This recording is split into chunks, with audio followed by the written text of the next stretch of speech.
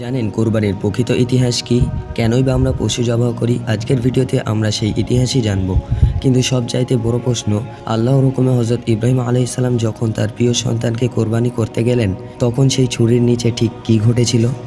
একদা এক রাতে হজরত ইব্রাহিম আলাইহিসসালাম স্বপ্নে দেখলেন যে আল্লাহ তাআলা তাকে তার সবচেয়ে প্রিয় বস্তু কোরবানি করার নির্দেশ দিচ্ছেন। পরপর ৩ রাত একই স্বপ্ন দেখার পর তিনি অনুধাবন করলেন এটি কোনো সাধারণ স্বপ্ন নয়, বরং মহান আল্লাহর পক্ষ থেকে আসা এক অগ্নি পরীক্ষা। তিনি আল্লাহর সন্তুষ্টির জন্য প্রথমে শত শত উট কোরবানি করলেন, কিন্তু শেষ পর্যন্ত আদেশ এলো তার কলিজার টুকরো সন্তান ইসমাইলকে কোরবানি করার। বৃদ্ধ বয়সে পাওয়া আদরের সন্তানকে আল্লাহর পথে বিলিয়ে দেওয়া ছিল এক কঠিন মানসিক যুদ্ধ। তবুও তিনি মক্কায় গিয়ে বিবি হাজেরাকে বললেন, ইসমাইলকে সুন্দর পোশাকে সাজিয়ে দাও, আমরা একটি বিশেষ দাওয়াতে যাব।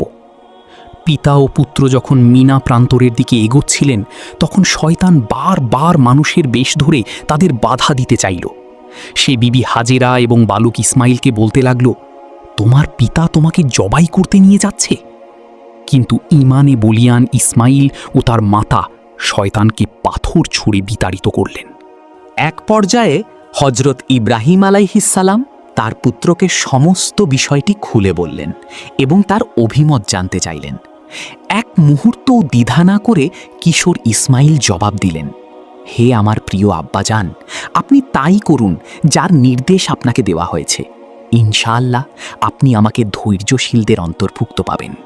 কোরবানির চূড়ান্ত মুহূর্তে হজরত ইসমাইল আলাইহিসসালাম তার পিতাকে অনুরোধ করলেন, আব্বাজান, আপনি আমার হাত পা বেঁধে দিন এবং আমার চোখের ওপর কাপড় বেঁধে দিন, পাছে আমার মায়া আপনার মনে আল্লাহর নির্দেশ পালনে কোনো দ্বিধা তৈরি না করে। হজরত ইব্রাহিম আলাইহিসসালাম বিসমিল্লাহি আল্লাহু আকবার বলে যখন তার ধারালো ছুরিটি পুত্রের গলায় চালনা করলেন, তখন আল্লাহর এক অলৌকিক কুদরতে ইসমাইলের পরিবর্তে জান্নাত থেকে পাঠানো একটি দুম্বা কোরবানি হয়ে গেল। ছুরির নিচে দুম্বা দেখে হজরত ইব্রাহিম আলাইহিসসালাম বিস্ময়ে স্তব্ধ হয়ে গেলেন। তিনি ভাবলেন হয়তো তার কোরবানি কবুল হয়নি। কিন্তু সেই মুহূর্তেই আসমান থেকে দৈববাণী এলো, হে ইব্রাহিম, তুমি তোমার স্বপ্নকে সত্যে পরিণত করেছ। নিশ্চয়ই আমি সৎকর্মশীলদের এভাবেই পুরস্কৃত করি। এটি ছিল কেবল একটি পরীক্ষা, যার মাধ্যমে আল্লাহ তাআলা দেখতে চেয়েছিলেন তার প্রিয় বান্দা ভালোবাসার টানে তার নির্দেশ ভুলে যান কিনা। পিতা ও পুত্র উভয়ই সিজদায় লুটিয়ে পড়লেন। ইব্রাহিম আলাইহিসসালাম তার কলিজার টুকরো ইসমাইলকে জীবিত অবস্থায় পাশে দেখে পরম করুণাময়ের দরবারে অশ্রুসিক্ত নয়নে শুকরিয়া আদায় করলেন। সেই মিনা প্রান্তরে জিব্রাইল আলাইহিসসালামের কণ্ঠে ধ্বনিত হল আল্লাহর বড়ত্ব। আর এই অসাধারণ আত্মত্যাগের স্মৃতিকে চিরস্মরণীয় করে রাখতেই আল্লাহ তাআলা কিয়ামত পর্যন্ত সামর্থ্যবান মুসলমানদের ওপর পশু কোরবানিকে ওয়াজিব বা আবশ্যক করে দিলেন। পিতার অটল সংকল্প আর পুত্রের অসীম আনুগত্যের এই মহিমান্বিত কাহিনী আজ আমাদের ত্যাগ ও ধৈর্যের শিক্ষা দেয়।